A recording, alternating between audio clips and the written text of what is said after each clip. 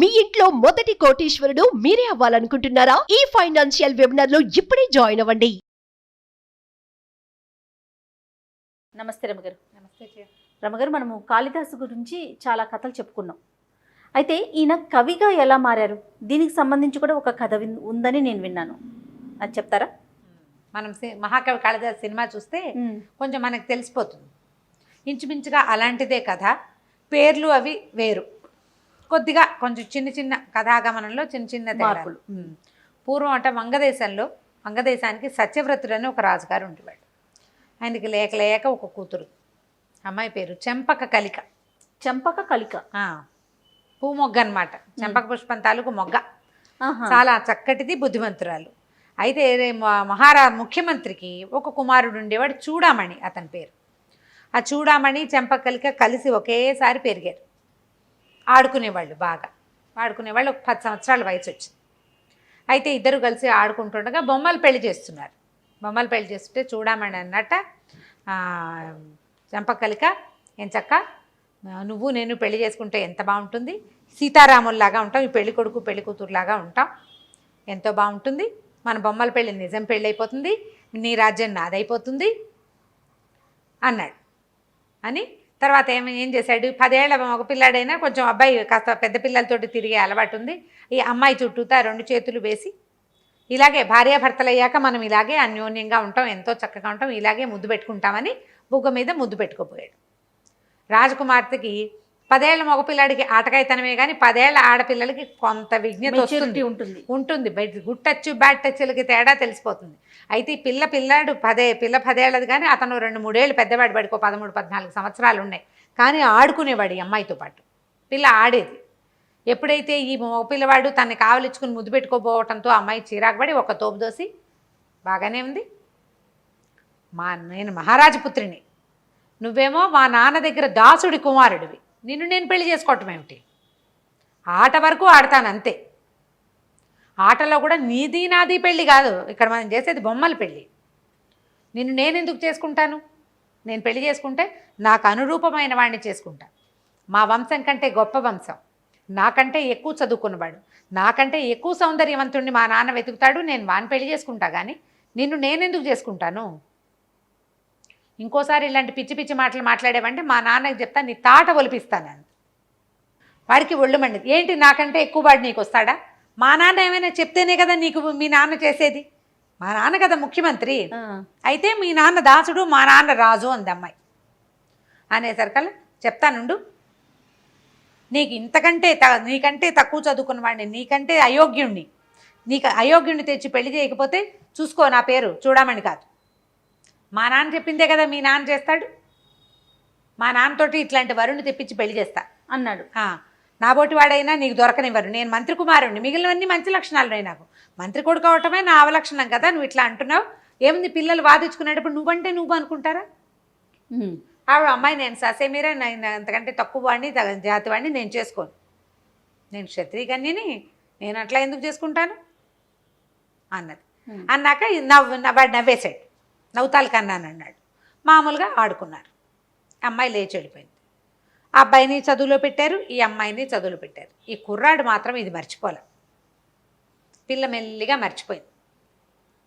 తాను చదువులో పడింది, నిత్యము గురు శుశ్రూష చేసి చక్కగా శ్రద్ధగా పంచకావ్యాలు చదువుకుంది, శాస్త్రం చదువుకుంది, కొంచెం ఖడ్గచాలనం, రాజుగారికి ఒకతే కూతురు కదా, యుద్ధ విద్య కూడా కొంత నేర్చుకుంది. చూడామణి కూడా పండితుడే అయ్యాడు, అతను ఏం తక్కువ వాడేం కాదు. కానీ లోపల ఆ కళాబారుతూనే ఉండేది లోపల మనసు, రాజకుమార్తెని పెళ్లి చేసుకోలేకపోతాను నేను, ఈ రాజ్యానికి నేను రాజును కాలేను అనేది అలాగే ఉంది. అయితే చెంపక కలిక పెద్దదైంది. తర్వాత అమ్మాయికి వివాహయోగ్యమైన వయసు వచ్చింది, అంటే 17-18 సంవత్సరాలు వచ్చినాయి. ఇప్పుడు పెళ్లి చేద్దాం అనుకున్నారు. సరే, మంత్రి గారు రాజుగారు మాట్లాడుకున్నారు. పిల్ల ఇంత ఉత్తమ రాజకన్యక, మంచి వంశంలో పుట్టిన పిల్లే అదే కాకుండా బాగా చదువుకుంది, విద్యావతి అమ్మాయి. ఈ విద్యావతి లేదా విద్యాధరి పేరుతోటి మనం సినిమాలో చూస్తాం. చెంపక కలిక ఆ పుస్తకం ప్రకారం ఆవిడ కాదు పేరు, అది. పిల్ల చాలా చదువుకున్న పిల్ల కదా, అంచేత అనురూపమైన వరుణ్ణి వెతకాలి అనుకున్నారు.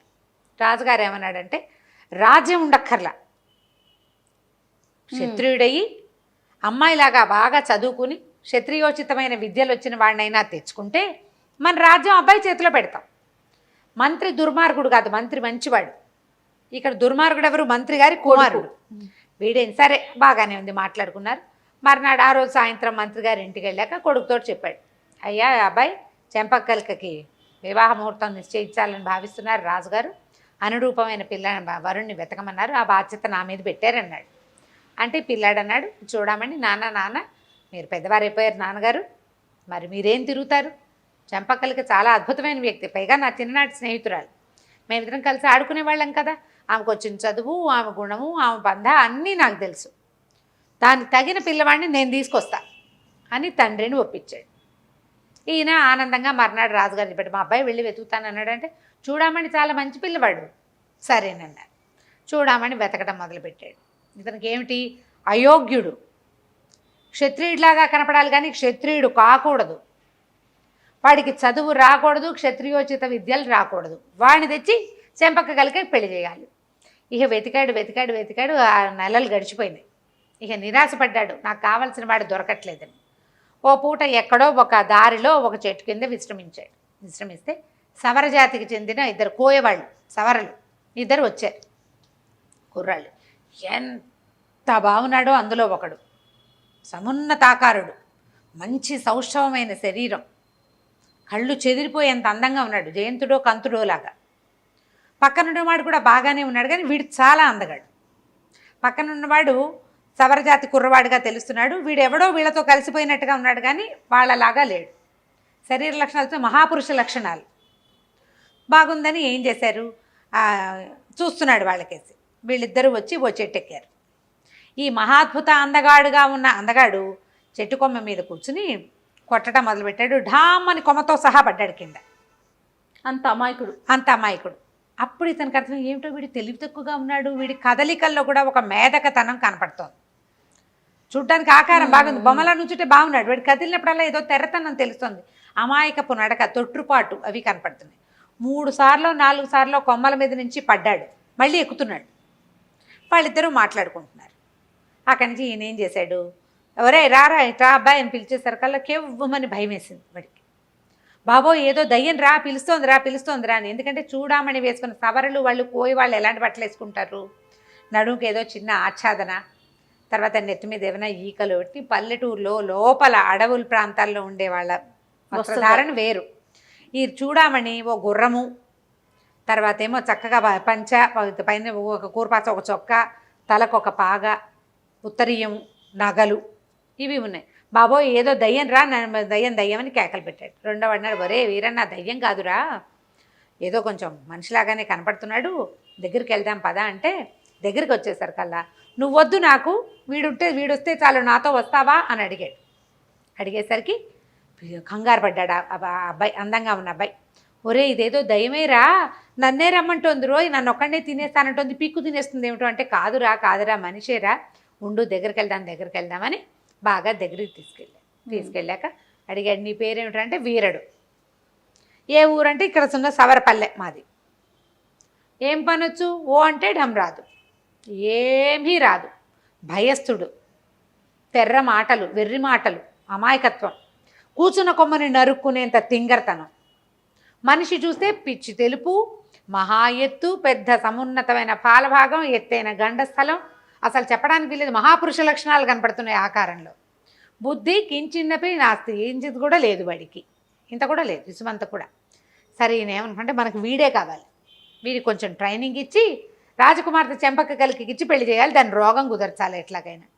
అక్కడి నుంచి వాడిని బతిమలాడి అవి ఇస్తాను తినుబండారాలు ఉన్నాయి అతని దగ్గర, చూడమని దగ్గర, అవి పెట్టి చక్కగా తను వేసుకునే లాంటి వస్త్రాలు వాడికి తొడిగి వాడిని ఒప్పించాడు.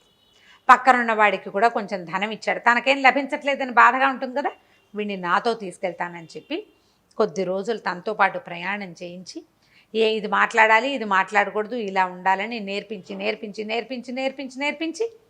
ఎట్లాగో తీసుకెళ్ళాడు. మాట్లాడనివ్వకుండా ఉంచాడు. ఎక్కడ రాజుగారి దగ్గరికి ప్రవేశపెట్టాడు. ఈ ఆకారం చూసేసరికి ఎంత ఇంప్రెసివ్గా ఉంది. ఏదో ఒకటి తెలివి తక్కువ మాటలు మాట్లాడినా దాన్ని ఈయన కవర్ చేసేసాడు. వాడికి చదువు సంధ్య ఏమీ లేవు, గాడిదలు కాసేవాడు. గాడిద నా గాడిదలో అంటే గాడిదల్ని రెండో వాడు చూసుకుంటాడు.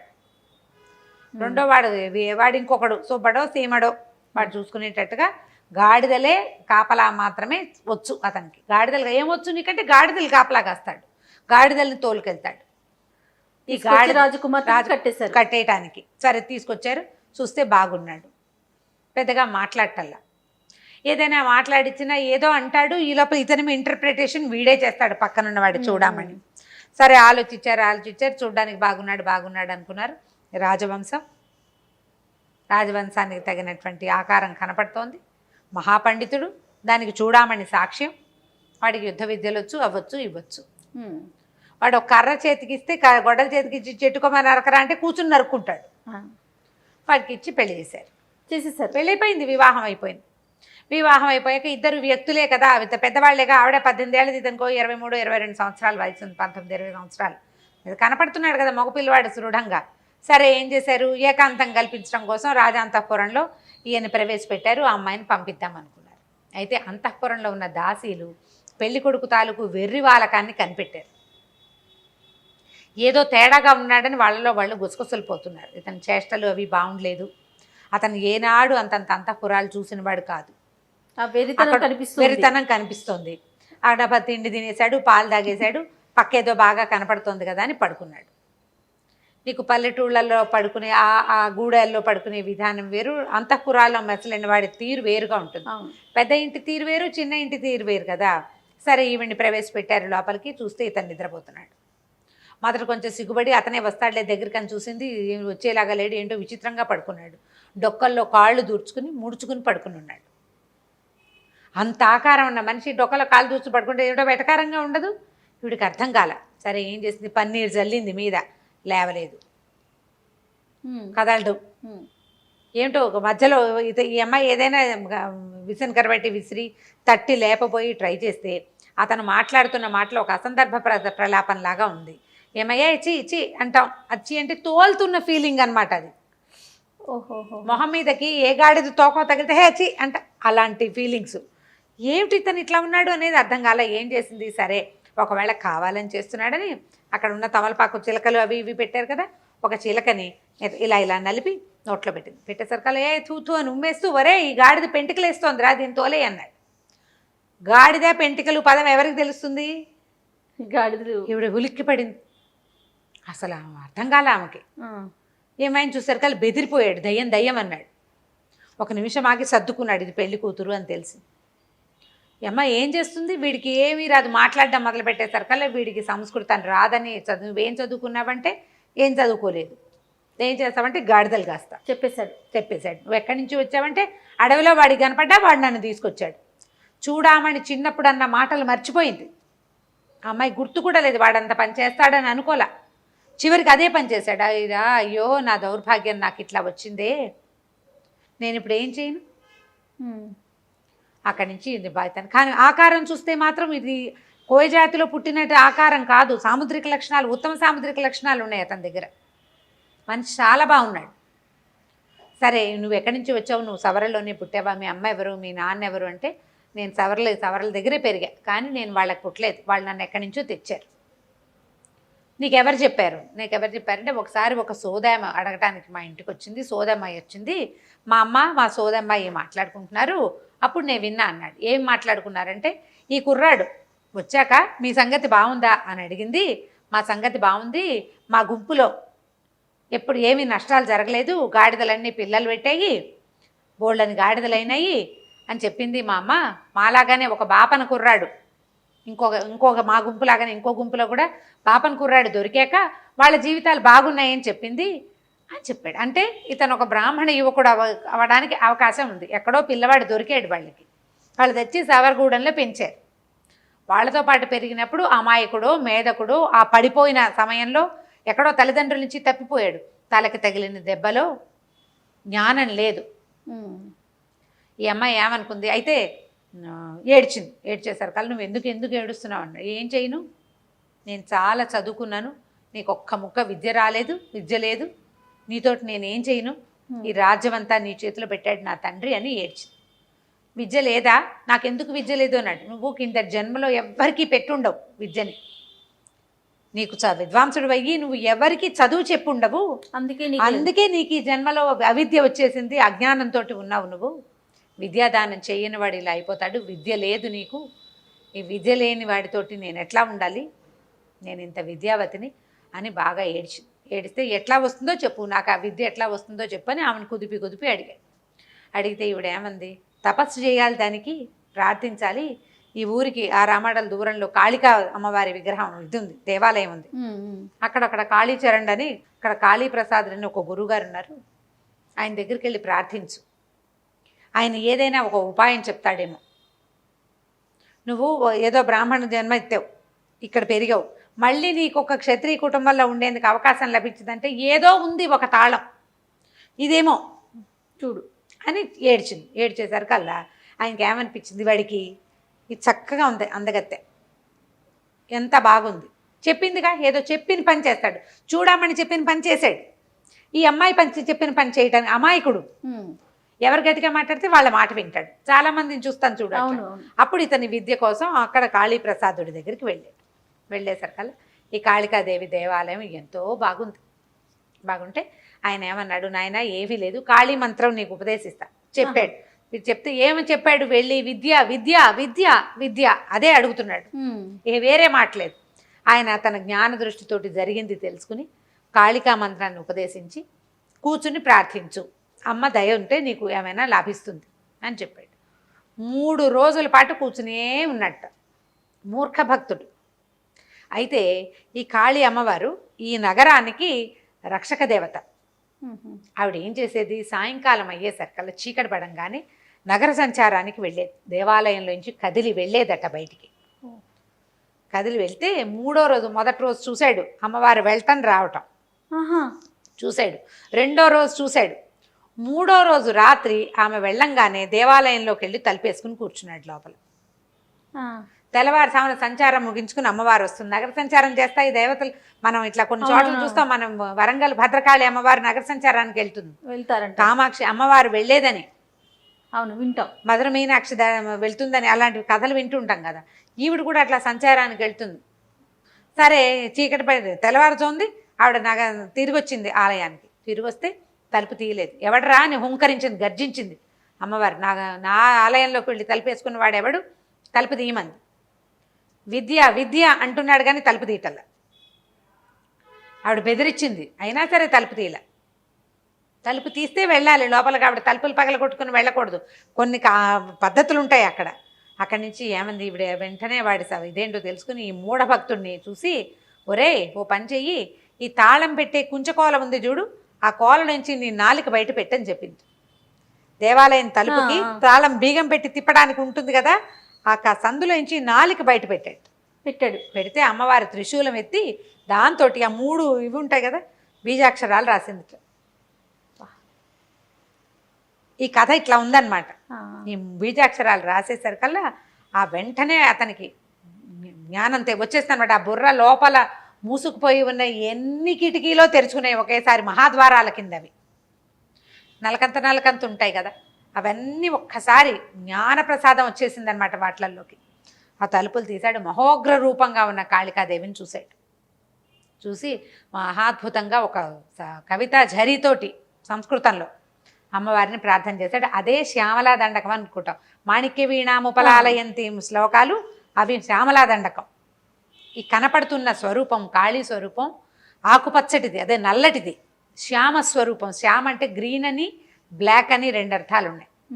మనం శ్యామల సాధారణంగా మరకత మణులతో చేసినటువంటి శ్యామలా స్వరూపాన్ని చూస్తాం, గ్రీనిష్గా ఉండే బ్లాక్ అన్నమాట. ఆవిడని ఇప్పుడు మొదట చూసింది ఎవరు, ఈయనకి చక్రం మొహం మీద రాసింది, నాలుక మీద రాసింది సంహారక శక్తి ఆవిడ, కాళిక కదా. ఇతను తలుపు తీసేసరికి ఈయనకి పూర్తి జ్ఞాన స్వరూపం తెలిసిపోయింది. శుద్ధ జ్ఞాన స్వరూపతత్వమైన శ్యామలా స్వరూపాన్ని దర్శించాడు ఈయన. శ్యామల జ్ఞానశక్తి ఆ రూపాన్ని చూసేసరికల్లా ఈయన ఈ శ్యామలా దండకాన్ని చదివాడట. ఆ తర్వాత ఇక్కడ ఉన్నాడు 3 రోజులు అయిన తర్వాత, 3వ రోజు తెల్లవారిన తర్వాత ఇక్కడ జరిగింది తెలుసుకుని ఆవిడ వచ్చింది చెంపక కలిక యువరాణి. వచ్చేసరికల్లా దండం పెట్టింది, అడిగితే ఈయన భారీగా గుర్తించాలి ఆమెని. నిన్నటిది వేరు, ఇవాళటిది వేరు. నిన్నటి మన వివాహము మన కలయిక అనేది నిన్నటితోటి ముగిసిపోయింది. నాకు ఇప్పుడు కొత్త జీవితం వచ్చేసింది కాబట్టి నేను నిన్ను ఏలుకోనని చెప్పేశాడు. నీతోటి నేను ఉండను అనగానే ఆవిడ లబలబలాడుతూ ఏడ్చింది. నేనే కదా నిన్ను ఇక్కడికి పంపించాను, ఇంత విద్యాస్వరూపుడు అయిన తర్వాత నన్ను వదిలిపెడతానంటే ఎట్లా అంటే, నా మనసు అయితే దాని మీద లేదు. నేను అమ్మవారిని ధ్యానించుకోవాలి, కవిత్వం రాయాలనుంది నాకు, నేను కవిని అవ్వాలి, నాకు వచ్చిన ఈ శాస్త్ర సంపద ఒక్క అక్షరంతో అమ్మవారు రచించిన బీజాక్షరాలతో వచ్చిన ఈ విద్యను నేను సార్థకం చేసుకోవాలని అక్కడి నుంచి ఈ కాళికా ప్రసాదంతో ఈ రకంగా అయ్యాడు. కాబట్టి కాళిదాసు పేరుతో ఆయన అలా దేశ సంచారానికి వెళ్ళిపోయాడు.